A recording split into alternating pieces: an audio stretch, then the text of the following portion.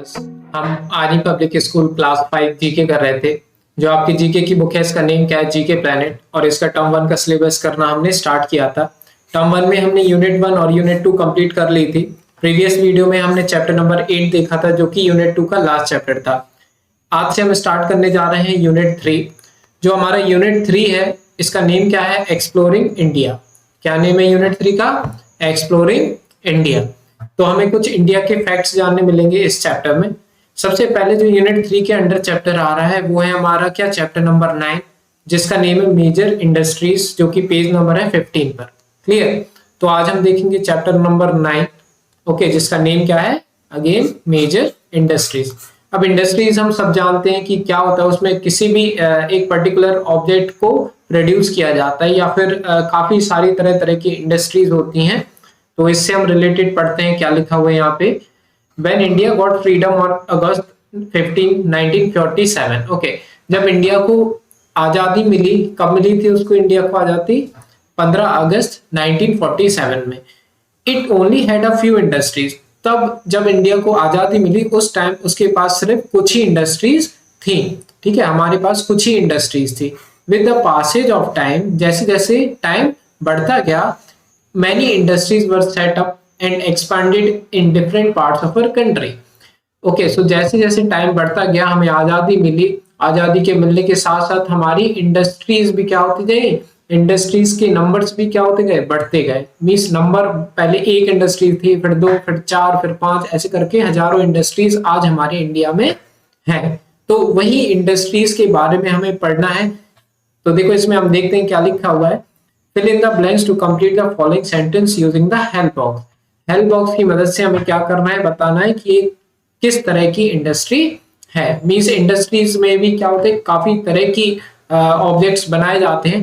कई बार raw material भी बनाया जाता है, जैसे कि आयरन बनाया जाता है। ठीक है, माइनिंग इंडस्ट्रीज भी होती हैं। तो हम देखते हैं कि इसमें हमें क्या करना है। सबसे पहले हम पढ़ते हैं, The Dash Industries is involved with the extraction of precious minerals beneath the earth's surface.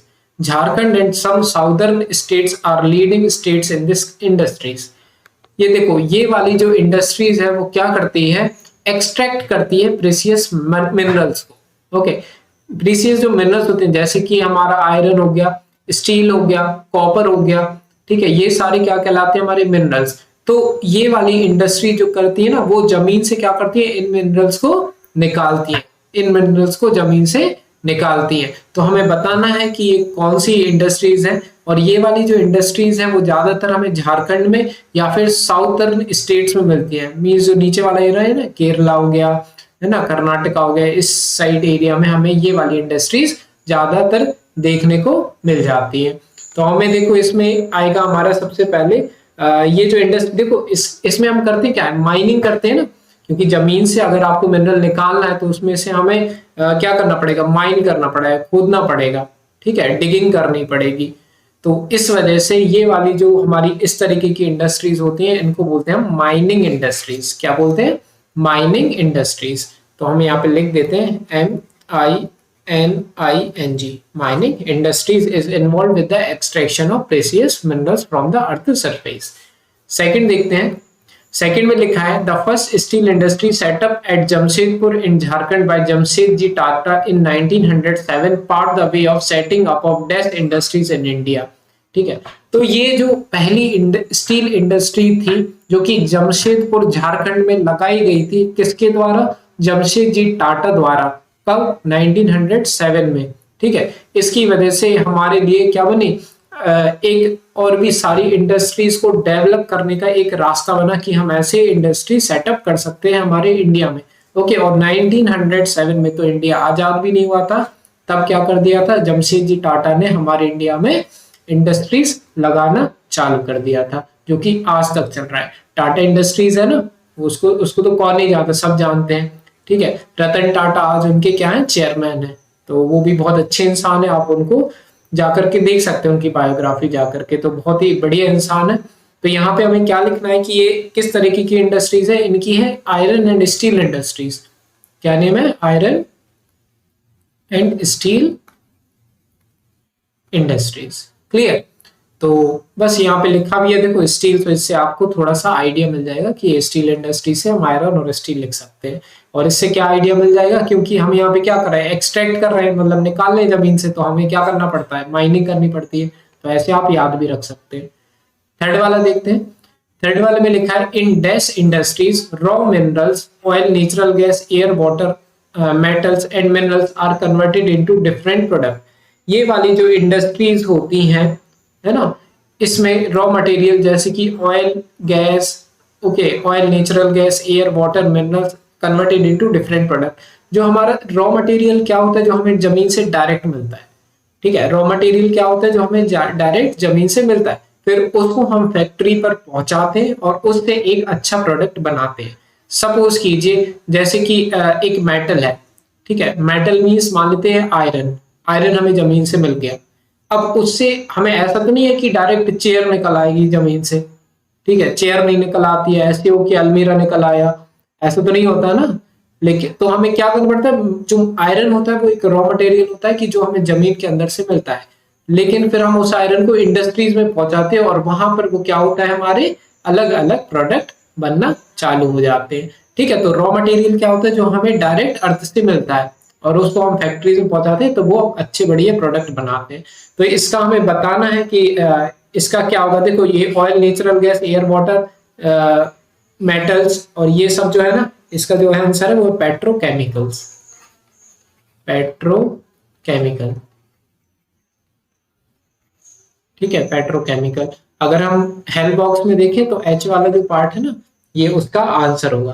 ठीक है, अब फोर्थ पे देख लेते हैं। फोर्थ पे क्या है, the dash industry store public deposit safely and provide the facility of online transaction. It also provide loans and overdraft facilities. बहुत ईजी है। कौन सी इंडस्ट्रीज है जो आपको लोन प्रोवाइड करवाती है, कौन सी इंडस्ट्रीज है जो आपके पैसे संभाल कर रखती है। ठीक है, तो जब भी आपको पैसे जमा करना रहता है तो कहाँ जाते हो, बैंक में जाते हो, है ना। तो ये क्या हो जाएगी, हमारी बैंक इंडस्ट्रीज हो जाएगी।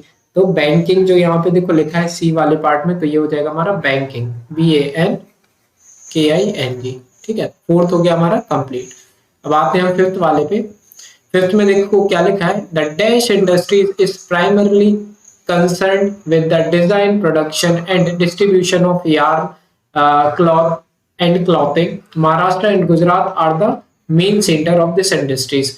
ठीक है, तो ये वाली जो इंडस्ट्रीज है वो प्राइमरली कंसर्न करती है डिजाइन, प्रोडक्शन और यार्न मींस, यार्न जो होता है क्लॉथ होता है, क्लॉथिंग मींस क्लॉथ से रिलेटेड जो इंडस्ट्रीज होती है वो हमें बतानी है यहाँ पे। तो जो क्लॉथ से रिलेटेड इंडस्ट्री होती है ये होती है हमारी टेक्सटाइल इंडस्ट्री। कौन सी होती है, टेक्सटाइल इंडस्ट्री। हमेशा याद रखना जो क्लॉथिंग से रिलेटेड जो इंडस्ट्रीज होती हैं वो हमारी टेक्सटाइल। तो हम यहाँ पे लिख देते हैं TEXTILE। ओके, हेल्प बॉक्स में कौन सा ऑप्शन है, जी वाला। क्लियर, तो हो गया हमारे फिफ्थ वाला कंप्लीट। सिक्स्थ वाले पे आ जाओ। सिक्स्थ में लिखा है the dash industry consist of the part of computer programming activity that is trade between software producing organisation and corporate और individual software customers. Bengaluru is the hub of this industries. Means ये वाली जो industries है वो computer programming activity से related है। Clear, जो software development वगैरह होते हैं। क्लियर, और बेंगलुरु जो है हमारा, बेंगलुरु जो है वो क्या है, हब है इस इंडस्ट्री का। मींस बहुत सारी इस तरीके की इंडस्ट्री हमें कहाँ देखने को मिल जाती है, बेंगलोर में। तो सिक्स्थ का हमें आंसर बताना है, तो बहुत ही इजी है क्योंकि हम इसमें सॉफ्टवेयर डेवलप करते हैं। तो ये है सॉफ्टवेयर इंडस्ट्री। Okay, software. तो आप देख रहे हो कि कितने अलग अलग तरीके की इंडस्ट्री होती है। नहीं तो अभी तो इंडस्ट्री से हम क्या जानते थे कि कुछ ना कुछ एक प्रोडक्ट बन जाए, लेकिन यहाँ तो सॉफ्टवेयर इंडस्ट्री, टेक्सटाइल इंडस्ट्री, तरह तरह की इंडस्ट्रीज, हमें बैंकिंग इंडस्ट्रीज देखने को मिल रही है। सेवेंथ पे आ जाते हैं। सेवेंथ में क्या लिखा है, Renault, Maruti, Mahindra, Honda, Hyundai are associated with the dash industry.